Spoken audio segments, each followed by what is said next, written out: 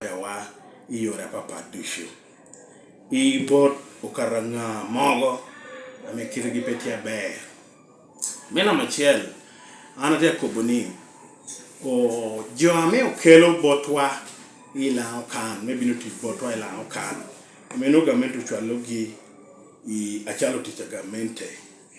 man atia kobo I kop me police kuna mia kwenya kin me koboni kaini beda tichagamente pebin ila okan aite chakopino koboni ndio hedonyi politics me ila okan mana tia kobo Okwir R.T.O amebedo lira kan akubini politics me ila okan in pe donyi ye don initi tikedero ame ini bedi meeting kanoro kedi jo moro politicians mogo ate mi ginoro mi in disorganizing system angatoro mano bedo system a Dr. Jena chenguchiero pieni wini ngeo ko could be uko ni Mulumba subscribing bot Dr. Jena chenguchiero ichawa ni tia poku pihi chenguchiero tikere grounds upon ametia konyo kere jo doana kubini ngata me unity me yeme kubini abini kello no titi julu kere dero titi kere office wu titi kere office ni yinu kwi R.T.O me tiki dero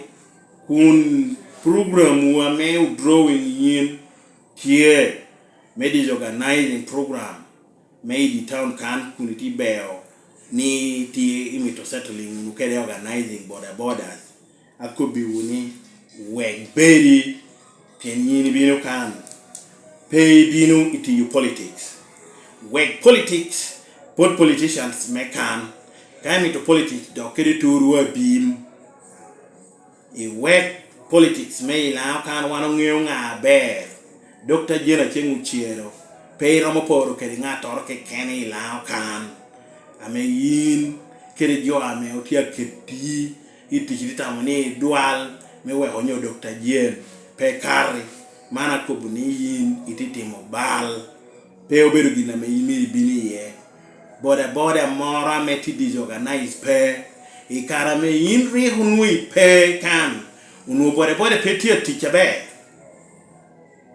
unu boda tia ticha be donc kitor me kobuni organizing kere boda take the leadership amobedo migigi amobedo lomba office ti notebe road ada gindu ngeo dan koporo peye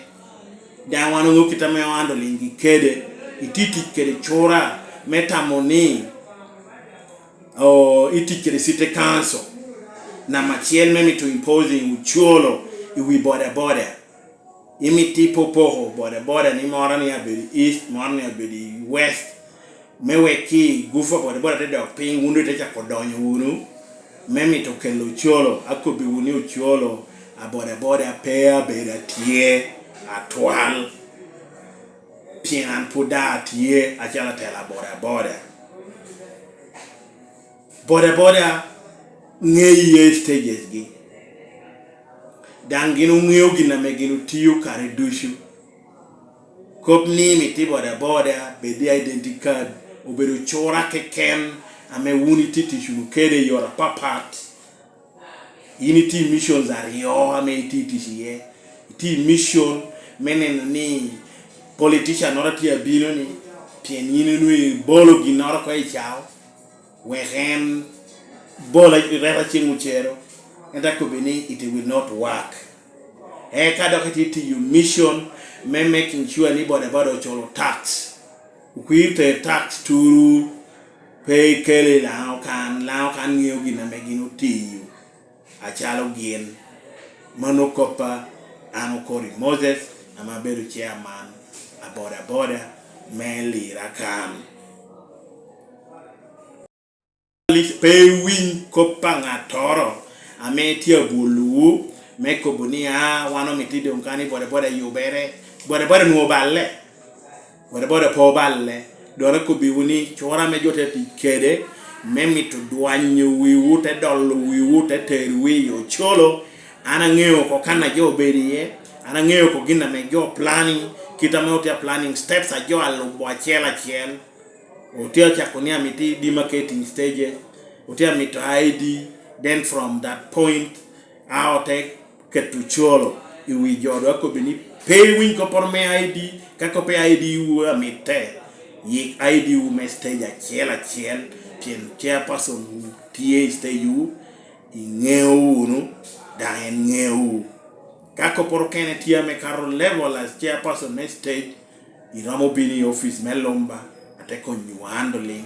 aite dok eto kopa jo mora motia ko bukani nga city west nga city east it is not there achalo an abiru chairman me boda Lira kan atikera penya tutiri yes penen ba yin iti mobilizing Bodaboda against dana mechi humeo to hermetich ba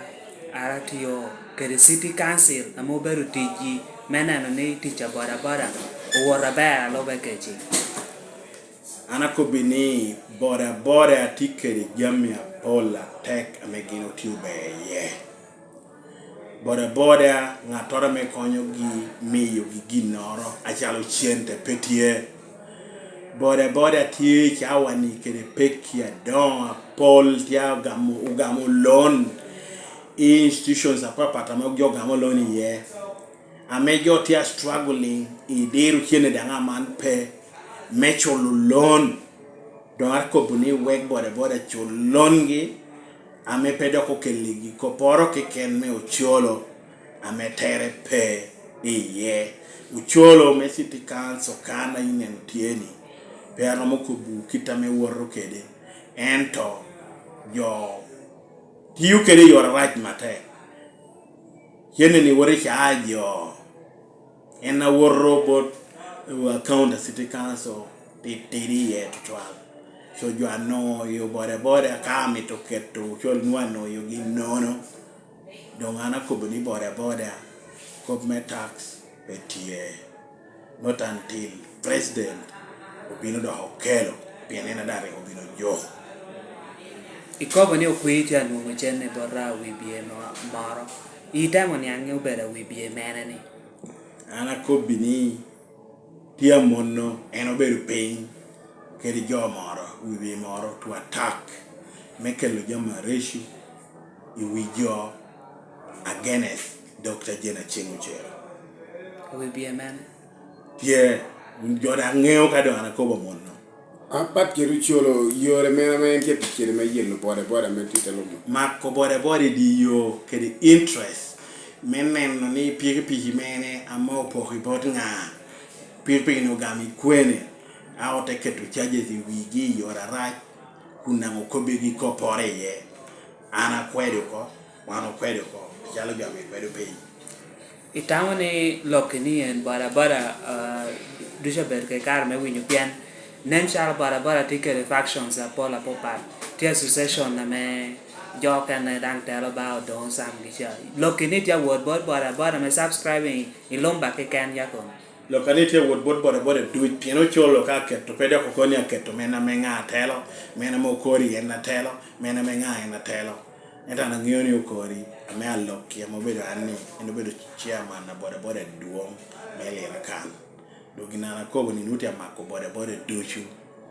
kita yini tamo ni ukui ke city council miruti ni ngo mena ni ticha Bodaboda woro ber boda kom gino ngeye kita gino tiu kede danga na chon boda tiu before Okwir boda kom unutia ti Jacob gipe eto chora me jotia ti kede ame Okwir tamani ende ete yobbo chora no wano ngeo ko jomi ti ariyo ye ame akobono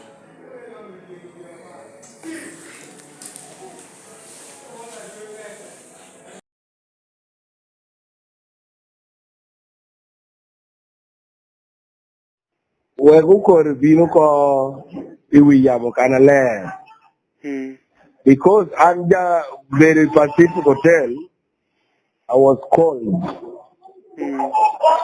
Are you getting me? Yes. I was called as a guest by all the district leaders of Bodabodas in Lango sub-region. I was called officially,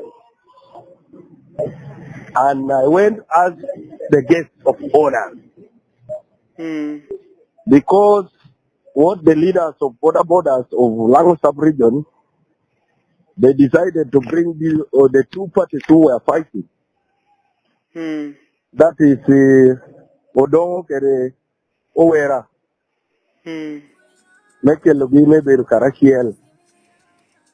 In which I was happy about that because for us as a security, we are supposed to keep law and order. Yes. And that thing, so that what the leaders of Lango sub-region, Bodabodas, did was very good to make our city to be okay. If from Okori is not okay, and then let him go and complain to their leaders. Yes. Okay. Let him complain to the leaders of Bodabodas who decided to come together, and those who are not called him to go and be as their one of the guests to witness what has happened. Okay. Yeah. With me about their saying about politician, I don't know any politician here. And because I'm not a politician and I'm not standing for anyone, I'm a person who is supposed to keep law and order. Any person, any politician, my work is to protect their life on the road. Their life on the road, they are moving well. I have no problem with any of them. Because I'm not politician, my work is to protect life and the property. Full stop. Yes. If he knows that maybe there's a politician who has given me that money, let him tell you people that this politician called so and so has given Okwir this amount and I have the evidence, it is here. That one I would be very grateful, and let that politician also say, I've given Okwir this amount. But if he's doing his propaganda, if his leadership of his Bodaboda or his chairmanship of Mulumba is defeating him, he should not bring to me, because I'm not a Bodaboda person. I'm a security personnel. I want peace in the city, in the region which I'm leading as the R.T.O, as the regional traffic officer. Because they are the one making the Bodaboda to knock people to die on the road because of their confusion, bringing confusion. They don't want to come together, which is very wrong, very wrong. The life of our people of Lango, the life of Lango, I don't want to be dying on the road because of their misunderstanding of small people who have their interest of even cheating them. That's my word. Thank you.